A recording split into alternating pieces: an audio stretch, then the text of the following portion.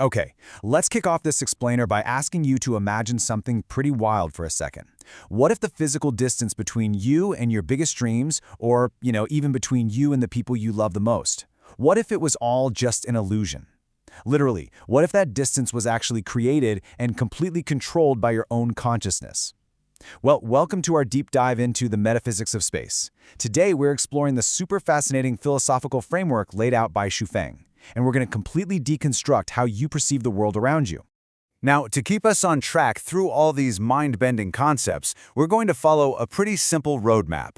First, defining the spaces. Second, positive versus negative space. Third, how space shapes us. Fourth, the gravity of energy. And finally, mastering your spatial reality. All right, let's jump right into part one, defining the spaces and the universal laws of existence. Because before we can talk about bending space, we got to understand what actually constitutes space in this philosophy. And honestly, this framework kind of flips everything we know about physics right on its head. According to the text, space isn't just some big, empty, pre-existing void that stuff gets dumped into. Not at all. Space only exists because materials and non-materials are actually distributed within it. So think about it. No materials, no space. It's the sheer existence of matters and antimatters that literally generates the scope of movement that we call space. Building off that, the author breaks things down into two massive categories. First up is absolute space, which is basically the limitless, ever-expanding scope of all existence. But then we have the second category, which is where things get really practical for us, relative space. This is the actual specific distance between objects.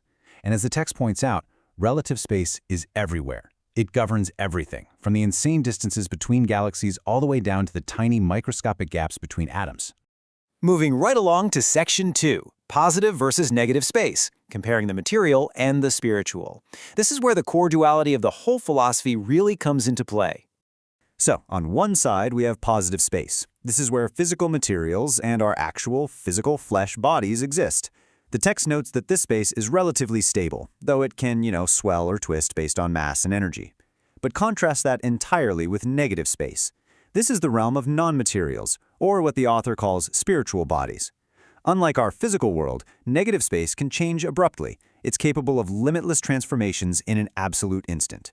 You exist in both, but they operate by entirely different sets of rules. Which brings us perfectly to Section 3, how space shapes us, and environments dictating reality. Because these spatial laws, they aren't just abstract physics. They're actually said to actively dictate human reality, our physical forms, and even how we behave. The source posits that the space you're currently occupying fundamentally changes your movement laws, your physical form, and even your psychological mentality. It starts with the physical stuff, like people in frigid zones naturally developing different figures than folks in the tropics. But then it goes so much deeper into our psychology. For instance, the text explicitly points out that a person working in a temple will develop an entirely different way of thinking compared to someone working in government. The space literally reshapes the mind. So the crucial takeaway here really culminates in this powerful idea. If your environment dictates your reality, then to cure a disease, to find success, or to alter your destiny, you must physically or conceptually shift the space you occupy. The author even mentions that an average performer might become incredibly successful simply by being transferred to a new location. Basically, you can't remain in the exact same spatial coordinates and expect a different life. It just doesn't work that way.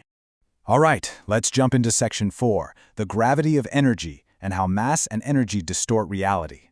I'll be honest, this is probably my favorite part of the text. We're looking at how high-energy figures actually distort the relative space around them. But to really grasp this, we have to strictly define our terms. When the author talks about mass and energy here, scratch any thoughts of rocks or traditional physics. They are talking about a spiritual presence, an energetic weight. A person or being with immense spiritual energy can literally bend, twist, and compress the relative reality around them. And the mechanics of this distortion are super specific. When two objects have equal spiritual mass, the space between them is normal. It's linear. But introduce unequal mass, space actually twists into this rotation or umbrella shape, and the high-energy object becomes the center of gravity. The text applies this neutrally to highly revered religious figures, suggesting that for beings like Jesus, Yahweh, Allah, or Sakyamuni, their massive spiritual energy literally compresses space for them, meaning they exist right beside their genuine followers.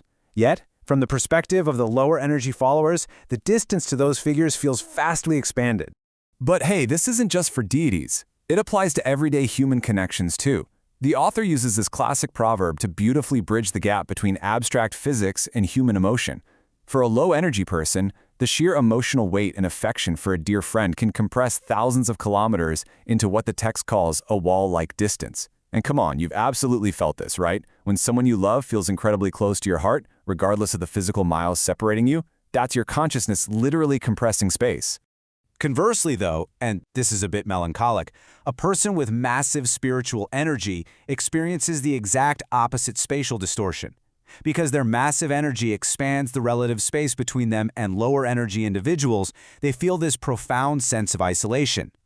The text describes how a high-energy person can stand right in the middle of a crowded, chaotic market and feel entirely alone because everyone around them feels as though they're at the other end of the world.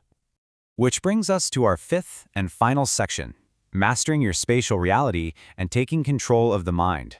If space dictates our physical lives, our success, and our emotional proximity to others, how do we stop being victims of it? Well, the author gives us 4 highly actionable steps to utilize our consciousness and free ourselves from spatial constraints. We are instructed to surmount, compress, expand, and change our spaces. Let's break down exactly how to do this.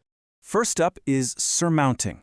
The whole principle here is that what we see in our mind's eye dictates where we're going.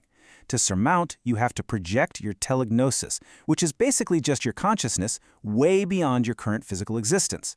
By deeply imagining and truly knowing what the text calls senior spaces, like the Elysium world, you actively drag your psychological state toward that reality. If you persist, the text claims the space in your imagination actually moves toward you, laying the groundwork for your spiritual body long after your physical flesh dies. Next, we actively manipulate distance using a sort of dual technique. You compress space by strengthening your perception of a desired spiritual reality, effectively narrowing the distance between you and it. You're pulling what you want closer using just your mind. At the exact same time, you have to expand space regarding the things you despise. You gradually push worldly constraints and negative environments away from your consciousness, expanding that distance until those negative elements literally vanish from your perceived reality. By actively choosing what to pull close and what to push away, Shifeng argues we can free ourselves entirely from these spatial constraints. Which leaves us with this final thought to wrap up today's explainer. If the physical distance between you and your highest ideals is actually flexible, what space will you choose to compress today? And maybe more importantly, what negative space will you choose to expand away from you? Thank you so much for taking this incredible reality-bending journey with me today. Keep questioning your reality, and I'll catch you next time.